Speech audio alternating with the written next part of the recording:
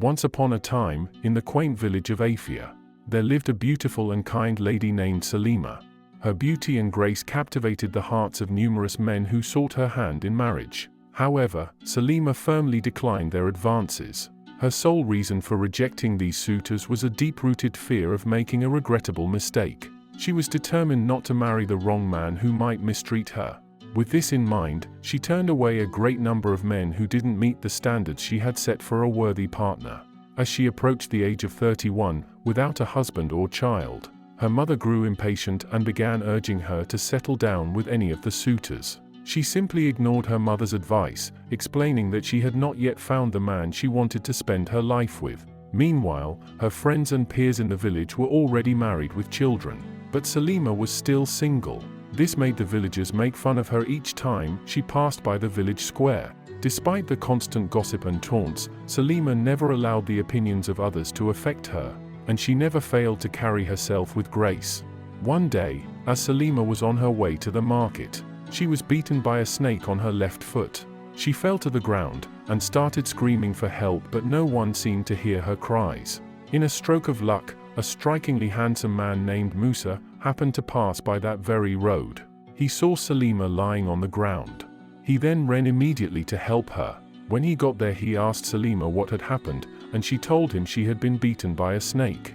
Musa took pity on Salima, carried her immediately, and took her to the village herbalist. The village herbalist treated Salima, but she fell asleep during the treatment. When she woke up, she found Musa dutifully watching over her. Shortly after she regained her strength, she felt a deep gratitude toward Musa for saving her life. And in that very moment, their hearts connected. Love blossomed between Salima and Musa almost instantaneously. Their love story unfolded rapidly, and Musa couldn't contain his affection for Salima. He knew she was the one he wanted to spend his life with. He gathered the courage to ask for Salima's hand in marriage, a proposal she gladly accepted. Their wedding day was a joyous occasion, and Salima couldn't have been happier to become Musa's wife. As newlyweds, they began their life together in Musa's home, and their days were filled with love and harmony. However, this idyllic scene was disrupted when Musa's uninvited mother, Fatima, paid them an unexpected visit. Fatima was known for her troublesome and arrogant lifestyle, and everyone tried their best to stay away from her trouble because she was known for her powers and love for black magic. She possessed strange magical powers, which she claimed to have received from the river goddess of Afia village. Her presence struck fear into the hearts of the villagers. When Salima first encountered her mother-in-law, she graciously welcomed her and served her a meal. Little did she know that her mother-in-law pretended to be happy. After the meal, when her son Musa returned, his mother began to complain about Salima and the food she had served. She insisted that the food was tasteless, meatless, and even accused Salima of adding a lot of water. However, Musa, aware of his mother's nature, didn't take her complaints seriously. Fatima gradually made Salima's life in her matrimonial home unbearable, constantly finding faults and making her existence difficult. Despite this, Salima, a kind-hearted woman, tried her best to please her mother-in-law. She went as far as washing her clothes, preparing a variety of meals daily, and ensuring the house was spotless, all to no avail. Fatima was never satisfied. Salima, in her own home, began to feel like a maid with no peace. Every morning, as soon as Musa left, Fatima would send her on endless errands. Salima endured this, desperately trying to maintain peace. However, one day Salima opened up to her husband and shared the sufferings his mother had put her through. Musa was very upset and unhappy with the way his mother was treating his wife. He decided to have a conversation with his mother, asking her to stop causing stress to Salima and to let her be. This made Fatima very furious, and she blamed Salima for reporting her to her son. That very night, Fatima cast a spell on Musa while he slept. The spell left him unresponsive to his mother's evil deeds. No matter how terribly she treated his wife, he would never react or speak out against it. When Fatima realized that she had control over her son, she turned Salima into a full-time housemaid, and Salima kept on suffering, while her husband kept quiet over all the mistreatments from his mother. However, Salima never knew her husband was under a spell. She continued enduring the torments from her mother-in-law, and this continued for months. One day, Salima discovered that she was pregnant with her first child. She joyfully shared the news with Musa but begged him not to tell his mother. Salima's health started to deteriorate as the weeks went by, prompting her to make the difficult decision to leave her matrimonial home. She told Musa that she would travel to her family's house and stay there until she gave birth. Little did they know that Fatima was secretly eavesdropping on their conversation. That's when she came to realize that her daughter-in-law was pregnant. Fatima began to hatch a sinister plan to prevent her from leaving. She sneaked into Salima's room and added an unknown substance to her food. After eating the food, Salima began to feel dizzy. Unable to leave her bed, she slept for hours, and by the time she woke up it was already late. She quickly realized that something had been added to her food. She was very upset and decided to confront her mother-in-law. Fatima couldn't believe that Salima could have the audacity to confront her. In response, she swore to make Salima pay. Fatima used her strange powers once again to cast a second spell on her son. This time around, she touched a spell for her son to do whatsoever she told him to do.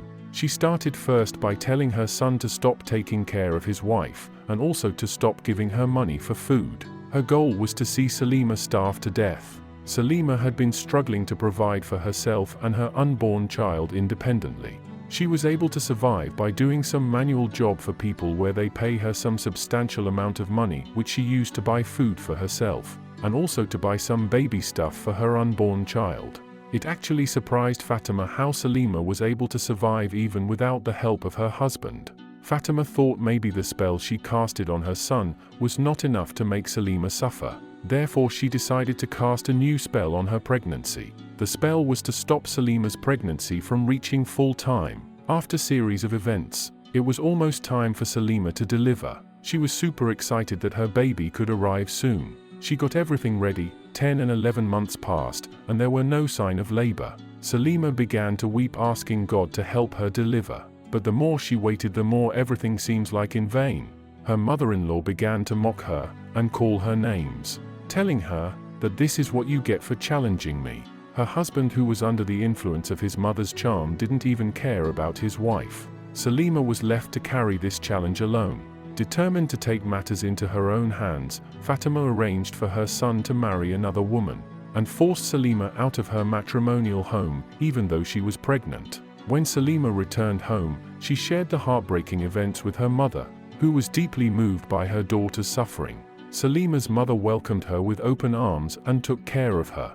Salima kept on struggling with her pregnancy, and things took a turn for the worse when she fell seriously sick at the 18th month. Her mother grew increasingly worried about her daughter and her pregnancy. They decided to seek help from a herbalist, who examined Salima and revealed that her pregnancy was under a spell. Unless the spell was removed, she might never give birth and could even risk her life. This revelation terrified Salima's mother, and she asked the herbalist for a solution. The herbalist advised taking Salima to the Afai River, as the spell on her was connected to the Alfi goddess, and only a ritual at the Afai River could potentially undo the curse. When Salima regained consciousness, her mother took her to the Afai River, where she underwent the necessary ritual. Salima's health improved over the course of 3 days, and on the 4th day, she went into labor. After 6 hours of labor, she gave birth to a baby boy. Meanwhile, at Salima's matrimonial home, the woman Fatima had brought for her son to marry turned out to be the daughter of a powerful chief priest with remarkable magical abilities. When Fatima attempted to mistreat her, just as she had done to Salima, the new daughter-in-law refused to yield and stood her ground against Fatima. Unbeknownst to Fatima, the new daughter-in-law possessed great powers that she had inherited from her father.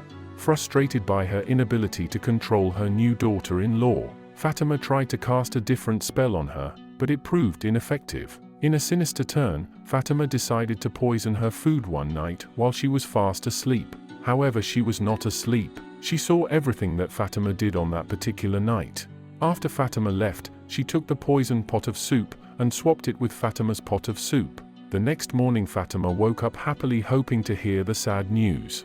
Soon after, she went straight to her room and started eating from the pot of soup, not knowing that the food she ate from was the one she had added poison to. After eating, she lied down in her room and couldn't wake up again. She died. Following Fatima's death, the spell she had casted on her son cleared away from his eyes, and he began searching for his wife. Musa's new wife told him how her mother lied. against Salima, and made her believe Salima was a witch, which made her decide to marry him. She went ahead to ask for Musa's forgiveness, and then she left his home and never to come back again. Musa went to look for Salima at her family's place. When he got there, he discovered that Salima had already given birth. He was overjoyed and happy. He knelt down and asked Salima to forgive him, explaining that he didn't do it intentionally. He told her that his mother had casted a spell on him. Salima, being such a kind woman, forgave him and went back with their son to her matrimonial home. When Salima got home, she discovered that her mother-in-law had died. She was filled with pain and wept bitterly. But finally Salima and Musa with their son lived as one big happy family.